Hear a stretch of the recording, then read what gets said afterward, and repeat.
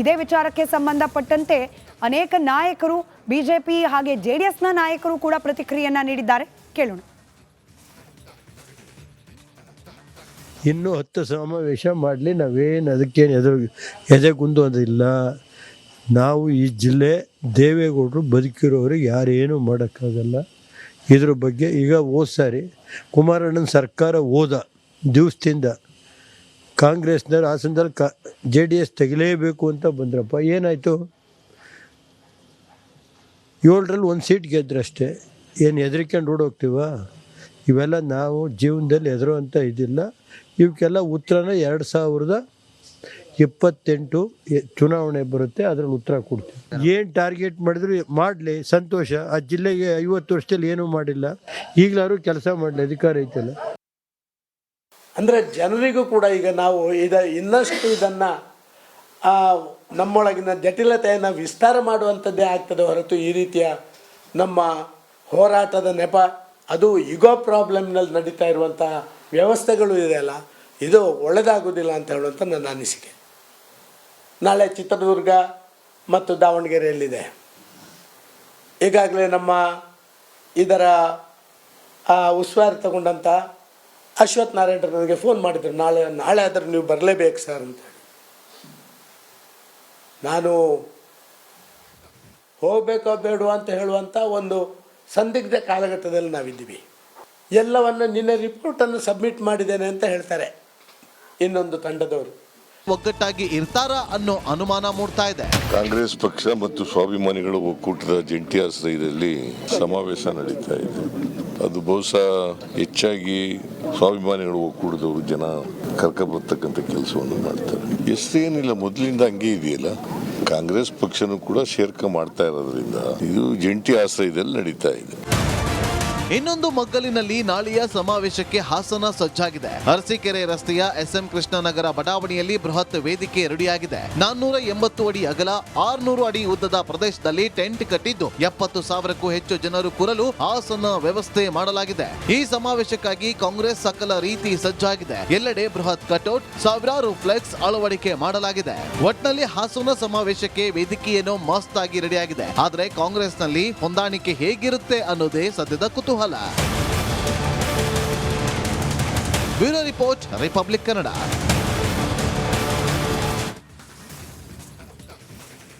ನನಗೆ ಸೂಚಿಸಬೇಕು, ನಾನು ಅದನ್ನ ತೀರ್ಮಾನ ತಗೋಬೇಕು. ಹೈಕಮಾಂಡ್ ಅವರು ಹೇಳಿಲ್ಲ, ನಾನು ತೀರ್ಮಾನ ತಗೊಳ್ಳಲ್ಲ. ಒಪ್ಪಂದ ಏನಿಲ್ಲ, ಹೈಕಮಾಂಡ್ ಹೇಗೆ ಹೇಳುತ್ತೋ ಹಾಗೆ ನಡ್ಕೋತೀವಿ. ಆಯ್ತು, ನಮ್ಮ ಚೀಫ್ ಮಿನಿಸ್ಟರ್ ಹೇಳಿದ್ಮೇಲೆ ಅವ್ರು ಹೇಳಿದ್ದೆ ಫೈನಲ್ಲು. ನಮ್ಮ CM ಹೇಳಿದ್ಮೇಲೆ ಏನು ತಕರಾರೇ ಇಲ್ಲ. ನಿಮ್ಮ ಸೆಮಿಫೈನಲ್ ಒಂದಿತ್ತು, ಈಗ ಫೈನಲ್ ಆಗುತ್ತೆ. ಈಗ ಅವ್ರೇನು ಹೇಳ್ತಾರೆ ನಾವು ಫೈನಲ್ಲು, CM ಏನು ಹೇಳ್ತಾರೆ ಅದು ಫೈನಲ್ಲು. ಬೇರೆ ಏನು ತಕರಾರಿಲ್ಲ ತಮ್ಮದು? ತಕರಾರಿಲ್ಲ. ನಾನು ಯಾವತ್ತೂ I am always loyal to the chair, I am loyal to the party. ಈಗ CM ಹೇಳಿದಾರಲ್ಲ, no question, no discussion, no debate, no pain. ಅದಕ್ಕೆಲ್ಲ ಉತ್ತರ ಕೊಟ್ಟಿದ್ದೀನಿ ನಾನು. ಒಪ್ಪಂದ ಏನಿಲ್ಲ, ಹೈಕಮಾಂಡ್ ಹೇಗೆ ಹೇಳುತ್ತೋ ಹಾಗೆ ನಡ್ಕೋತೀವಿ. ಆಯಿತು, ನಮ್ಮ ಚೀಫ್ ಮಿನಿಸ್ಟರ್ ಹೇಳಿದ್ಮೇಲೆ ಅವ್ರು ಹೇಳಿದ್ದೆ ಫೈನಲ್ಲು. ನಮ್ಮ CM ಹೇಳಿದ್ಮೇಲೆ ಏನು ತಕರಾರೇ ಇಲ್ಲ. ನಿಮ್ಮ ಸೆಮಿಫೈನಲ್ ಒಂದಿತ್ತು, ಈಗ ಫೈನಲ್ ಆಗುತ್ತೆ. ಈಗ ಅವ್ರೇನು ಹೇಳ್ತಾರೆ ನಾವು ಫೈನಲ್ಲು, CM ಏನು ಹೇಳ್ತಾರೆ ಅದು ಫೈನಲ್ಲು. ಬೇರೆ ಏನು ತಕರಾರಿಲ್ಲ ತಮ್ಮದು? ತಕರಾರಿಲ್ಲ. ನಾನು ಯಾವತ್ತೂ I am always loyal to the chair, I am loyal to the party. ಈಗ CM ಹೇಳಿದಾರಲ್ಲ, no question, no discussion, no debate, no pain. ಅದಕ್ಕೆಲ್ಲ. ನಮಸ್ಕಾರ, ನೀವು ನೋಡ್ತಾ ಇದ್ದೀರಾ ಪಕ್ಕಾ ಪಾಲಿಟಿಕ್ಸ್. ನಾನು ಸ್ಮಿತಾ ರಂಗನಾಥ್. ಇಡೀ ದಿನದ ರಾಜಕೀಯ ವಿದ್ಯಮಾನಗಳನ್ನ ಮುಂದಿನ ಅರ್ಧ ಗಂಟೆಗಳ ಕಾಲ ಸಂಕ್ಷಿಪ್ತವಾಗಿ ಗಮನಿಸ್ತಾ ಹೋಗೋಣ. ಶುರು ಮಾಡೋಣ ಇವತ್ತಿನ ಪಕ್ಕಾ ಪಾಲಿಟಿಕ್ಸ್ ಅನ್ನ ರಾಜಕೀಯ ವಿದ್ಯಮಾನಗಳ ಪೈಕಿ ಅತಿ ದೊಡ್ಡ ಸುದ್ದಿಯ ಮೂಲಕ.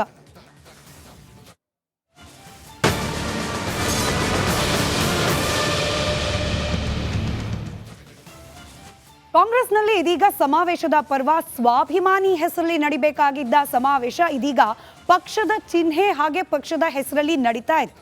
ಆದರೆ ಈ ಸಮಾವೇಶದಲ್ಲಿ ಯಾರ ಕೈ ಮೇಲಾಗುತ್ತೆ ಅನ್ನೋ ಕುತೂಹಲದ ನಡುವೆನೆ ಮತ್ತೊಮ್ಮೆ ಕಾಂಗ್ರೆಸ್ ಪಾಳ್ಯದಲ್ಲಿ ಮುಖ್ಯಮಂತ್ರಿ ಕುರ್ಚಿ ಮೇಲೆ ಕೂರೋರು ಯಾರು ಅನ್ನೋ ಚರ್ಚೆ ಕೂಡ ಪ್ರಾರಂಭವಾಗಿತ್ತು. ಮೊನ್ನೆಯಷ್ಟೇ DK ಶಿವಕುಮಾರ್ ಅವರು ರಾಷ್ಟ್ರೀಯ ಮಾಧ್ಯಮವೊಂದಕ್ಕೆ ಸಂದರ್ಶನ ನೀಡೋ ಸಂದರ್ಭದಲ್ಲಿ ಅಗ್ರಿಮೆಂಟ್ ಆಗಿದೆ ಅನ್ನೋ ಮಾಹಿತಿಯನ್ನ ಹೊರಹಾಕೋ ಮೂಲಕ ಹೊಂದಾಣಿಕೆ ಆಗಿದೆಯಾ ಅಧಿಕಾರ ಹಂಚಿಕೆಯಲ್ಲಿ ಅನ್ನೋ ಚರ್ಚೆಗೆ ಮತ್ತೊಮ್ಮೆ ಆಸ್ಪದ ಮಾಡಿಕೊಟ್ಟಿದ್ರು. ಆದರೆ ಡಿ ಕೆ ಶಿವಕುಮಾರ್ ಅವರ ಆ ಸಂದರ್ಶನದ ಹೇಳಿಕೆಗೆ ಕೌಂಟರ್ ಕೊಟ್ಟಂಗೆ ಇವತ್ತು ಮಾತನಾಡಿದ್ದಾರೆ ಮುಖ್ಯಮಂತ್ರಿ ಸಿದ್ದರಾಮಯ್ಯ. 5 ವರ್ಷ ನಾನೇ ಸಿಎಂ ಅಂತ ಹೇಳಿ ಮತ್ತೊಮ್ಮೆ ಮಗದೊಮ್ಮೆ ವಿಶ್ವಾಸದಿಂದ ಮಾತನಾಡಿದ್ದಾರೆ ಸಿದ್ದರಾಮಯ್ಯನವರು. ಒಪ್ಪಂದ ಪಾಲಿಟಿಕ್ಸ್ಗೆ ಸಿದ್ದರಾಮಯ್ಯ ಸತತವಾಗಿ ಎಳ್ಳು ನೀರು ಬಿಡೋ ಪ್ರಯತ್ನವನ್ನ ಮಾಡ್ತಾ ಇರೋದು ಗೋಚರವಾಗ್ತಾ ಇದೆ. ಸಿದ್ದರಾಮಯ್ಯ ಹೇಳಿಕೆಗೆ ಇದೀಗ ಡಿ ಕೆ ಶಿವಕುಮಾರ್ ಏನ್ ಹೇಳ್ತಾರೆ ಅನ್ನೋದು ಉಳಿದಿರುವ ಪ್ರಶ್ನೆ. ಡಿಸಿಎಂಗೆ ನೇರ ಕೌಂಟರ್ ಕೊಟ್ಟಿದ್ದಾರೆ ಸಿದ್ದರಾಮಯ್ಯನವರು. ಮುಖ್ಯಮಂತ್ರಿಯ ಮಾತು ಅನುಮಾನಗಳು 108 ಅನ್ನೋ ರೀತಿಯಲ್ಲಿತ್ತು. ಆದರೆ ಇವತ್ತು ಮತ್ತೊಮ್ಮೆ 5 ವರ್ಷಗಳ ಕಾಲ ನಾನೇ ಸಿಎಂ ಅಂತ ಹೇಳೋ ಮೂಲಕ ಸಿದ್ದರಾಮಯ್ಯನವರು ಯಾವುದೇ ಒಪ್ಪಂದ ಇಲ್ಲ, ಯಾವುದೇ ಹೊಂದಾಣಿಕೆ ಇಲ್ಲ, 5 ವರ್ಷಗಳ ಕಾಲ ನಿರಂತರವಾಗಿ ಮುಖ್ಯಮಂತ್ರಿಯಾಗಿ ನಾನೇ ಮುಂದುವರಿಯೋದು ಅಂತ ಹೇಳಿ ಮಾತನಾಡಿದ್ದಾರೆ.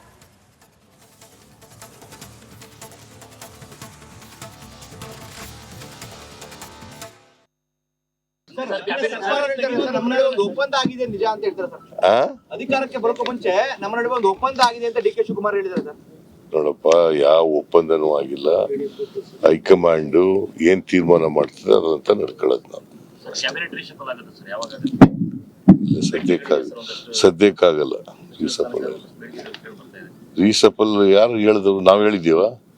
ನಾನಲ್ವ, ನನ್ನ ಪ್ರೆರಗೇಟಿವ್ ಅಲ್ವಾ? ನಾನು ಹೇಳಿದ್ದೀನ? ನನ್ ಕೇಳ್ತಾ ಇದ್ದೀರಿ, ಇಲ್ಲ ಅಂತ ಹೇಳಿದ್ಮೇಲೆ ಮುಗಿತಲ್ಲ.